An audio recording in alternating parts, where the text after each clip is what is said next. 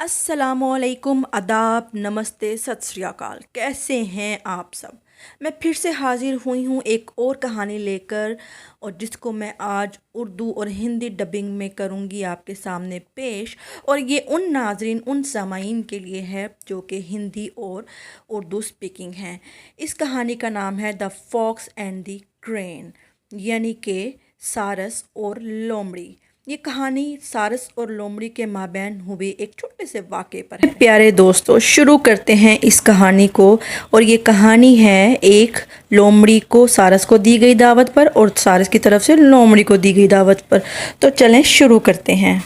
दोस्तों, कहानी शुरू होती है एक लोमड़ी से, जो कि एक दरख्त यानी कि खोखले दरख्त के अंदर जगह बनाकर अपना घर बना के रह रही होती है। उसकी दोस्ती हो जाती है एक सारस से, और वो सारस को अपने घर पे रात के खाने पर दावत देती है। सारस उसकी दावत को कबूल कर लेती है और कहती है कि वो रात को उसके घर खाने पे ज़रूर आए। दोस्तों, फिर रात को जब सारस लोमड़ी के घर खाने पर आती है तो वो उसका दरवाज़ा नॉक करती है। टक टक। लोमड़ी बड़ी खुश दिली से दरवाज़ा खोलती है और सारस को वेलकम करती है अपने घर पे, और बड़ी खुशी का इजहार करते हुए उसे टेबल पे बिठाती है और कहती है, और खाना सर्व करती है और कहती है, आओ मिलकर खाना खाते हैं। लोमड़ी दोस्तों, जैसा कि आप तो जानते हैं, कहानी में लोमड़ी हो और वो कोई चालाकी ना दिखाए, ये तो हो नहीं सकता। लोमड़ी सारस को बैठने को कहती है और कहती है कि चलो मिलकर खाना खाते हैं और खूब इंजॉय करेंगे। जब सारस टेबल पर बैठ जाती है तो उसको बड़े मज़े की खाने की स्मेल आ रही होती है। और सारस दिल ही दिल में सोचती है कि वाह, आज तो मज़ा ही आ जाएगा, खाने की खुशबू तो बहुत मज़े की है। मगर ये क्या दोस्तों, लोमड़ी अपनी चालाकी दिखाने से बाज नहीं आई। उसने बहुत ही मज़े का सूप बनाया हुआ था, और वो उस सूप को सर्व करती है प्लेट में।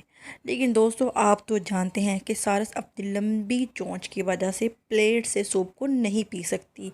तो वो हैरान होके लोमड़ी का मुंह देखने लगती है कि अरे, ये क्या किया इसने मेरे साथ। और वो सूप पीने की पूरी कोशिश करती है प्लेट में से, लेकिन उसकी लंबी चोंच की वजह से वो प्लेट से सूप नहीं पी सकती, और लोमड़ी पटक पटक बड़े मज़े से सारे का सारा सूप पी जाती है। अब प्यारी जो सारस होती है वो सूप तो पी नहीं सकती, और भूख के मारे उसका बुरा हाल होता है। लेकिन उसके सामने बैठी लोमड़ी बड़े मज़े से सारे का सारा सूप पटक चटक करके सारा ख़त्म कर जाती है। और जब वो सारस की प्लेट की तरफ देखती है कि अरे, तुमने तो अभी तक सूप नहीं पिया, और वो उसको ऑफ़र करती है कि क्यों ना, तुम्हारा पेट शायद भर चुका है और तुम शायद नहीं पीना चाह रही, तो लाओ अपना सूप मुझे दे दो, मैं पी ले। बेचारी जो सारस हो, इस बेचारी बड़ी हैरानगी से लोमड़ी का मुंह देखने लग जाती है कि क्या, ये मुझे क्या कह रही है कि मैं अपनी प्लेट इसे दे दूं? क्या इसे एहसास भी है कि ये क्या कह रही है? पर लोमड़ी तो ना आओ देखती है ना ही ताओ, और वो सारस के आगे से प्लेट उठाती है और जल्दी से पीना शुरू कर देती है, क्योंकि उसे लगता है कि शायद सारस का पेट या तो भरा हुआ है या उसे उसका खाना पसंद नहीं आया। और वो बड़े मज़े से बड़े चटखारे लेकर उसके सामने ही उसी की प्लेट का सारा सूप पी के ख़त्म कर देती है। और सारस बेचारी मुंह ही देखती रह जाती है, बेचारी। पर सारस को लोमड़ी पर गुस्सा तो बहुत होता है, लेकिन वो खामोशी से उठती है और लोमड़ी का शुक्रिया अदा करती है दावत के लिए। और वो लोमड़ी को कहती है, क्यों ना कल तुम मेरे घर आओ रात के खाने पर, तो दोनों मिलकर डिनर करेंगे और खूब एंजॉय करेंगे। ओ, लोमड़ी तो खुशी के मारे फूले नहीं समाती। वो कहती है, वाह, यहाँ भी आज मैंने खूब सारा खा पी लिया और कल मैं फिर से खाऊंगी। तो वो फ़ौरन से उसकी दावत को कबूल कर लेती है। लालची लोमड़ी। अगले दिन जनाब लोमड़ी पहुंच जाती है सारस के घर, और जाके उसके दरवाजे को नॉक करती है, और खुशी खुशी से सारस के दरवाज़ा खोलने का इंतज़ार करने लगती है। सारस दरवाज़ा खोलती है और लोमड़ी को अपने घर के अंदर आने की दावत देती है। और जब लोमड़ी घर के अंदर दाखिल होती है ना प्यारे दोस्तों, तो उसको खाने की बहुत ही मज़े की स्मेल आ रही होती है। खाना बहुत ही डिलीशियस लग रहा होता है, उसको एहसास हो रहा होता है कि आज तो वो खूब खाना खाएगी, क्योंकि इस खाने की स्मेल तो बड़ी ही ज़बरदस्त है। सारस, फिर क्या होता है, सारस खाना सर्व करती है और लोमड़ी की खुशी धरे की धरी रह जाती है, क्योंकि सारस ने खाना एक लंबे जार में सर्व किया होता है। क्योंकि सारस की चोंच तो लंबी है और वो तो एक जार के अंदर ही खा पी सकती है, इसलिए। फिर खाने की खुशबू लोमड़ी की भूख को बढ़ा देती है और वो ना चाहते हुए भी कोशिश करती है कि शायद वो जार के अंदर किसी तरह से खाने तक पहुंच सके। और वो पूरी कोशिश करती है, अपनी ज़ुबान अंदर लेकर जाती है, मगर वो खाने तक नहीं पहुंच सकती। तो प्यारे दोस्तों, इस बार लोमड़ी की बारी थी भूखा रहने की और उसकी बारी थी सबक सीखने की।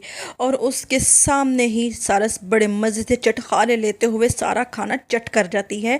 और बदले में वो फिर लोमड़ी से पूछती, क्या तुम्हें मेरा खाना पसंद नहीं आया? लाओ इसे मैं ख़त्म कर दूं।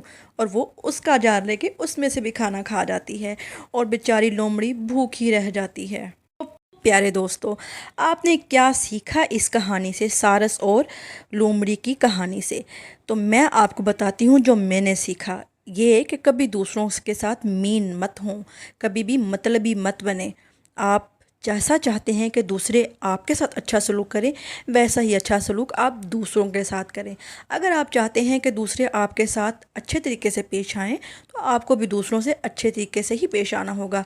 आप बुरा करें और दूसरों से एक्सपेक्ट करें कि वो आपके साथ अच्छा करें, तो ऐसा boss Karma always comes back.